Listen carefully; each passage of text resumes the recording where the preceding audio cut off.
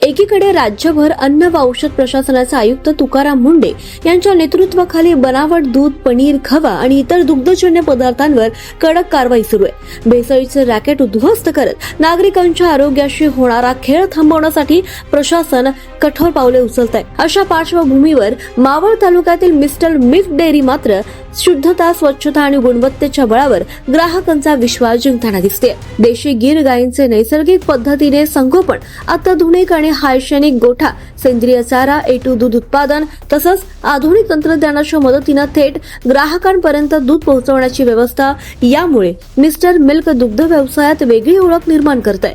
भेसळीच्या विरोधात प्रशासनाची कठोर कारवाई सुरू असतानाच शुद्ध आणि विश्वासार्ह दूध उत्पादनाचा मावळातील हा आदर्श अनेकांसाठी प्रेरणादायी ठरतोय। आमच्याकडे 150 एकरचा फार्म आहे आणि इथे पूर्ण देशी गायीचा सांभाळ केला जातो। तर आमच्याकडे आता 1000 देशी गायी आहेत आणि या देशी गायीपासून रोजचे 2500 लिटरचं दूधचं प्रोडक्शन होते। हे मिल्क हे दूध जे आहे पुणे आणि PCMC एरियामध्ये रोज सकाळी होम डिलिव्हरी करतो आणि ह्या देशी गायीच्या दुधापासून A2 प्रोटीन येतं। हे A2 प्रोटीन आपल्या हेल्थसाठी चांगले असतात। तर हे दूध आम्ही आता पुणेकरांसाठी उपलब्ध करून ठेवलेले आहेत।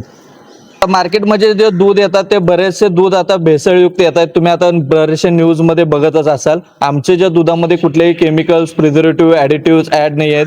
पूर्ण जे दूध आहे फार्म फ्रेश मिल्क आहे। सकाळ आणि संध्याकाळचं मिल्किंग असतं आणि 12 तासाच्या आतमध्ये कस्टमरच्या घरापर्यंत आम्ही पोहोचवतो।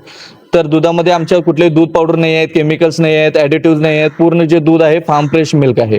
आता राज्यामध्ये बरेचसे जे दूध आहे ते A1 आणि A2 अशा 2 प्रकारामध्ये आता दुधामध्ये हे झालेले आहेत, बदल झालेले आहेत। आता बरेचसे जे पॅकेटवाले जे दूध मार्केटमध्ये येत आहेत यामध्ये युरिया मिक्स असतो किंवा दूध पावडर मिक्स असतात।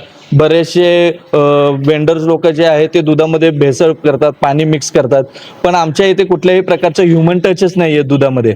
पूर्ण जे फार्म आहे ते ऑटोमेटेड आहे। दूध ज्यावेळी मिल्किंग करतो त्यावेळी दुधाचं जे मशीन थ्रू मिल्किंग होतं ते डायरेक्टली प्लांटमध्ये जातं।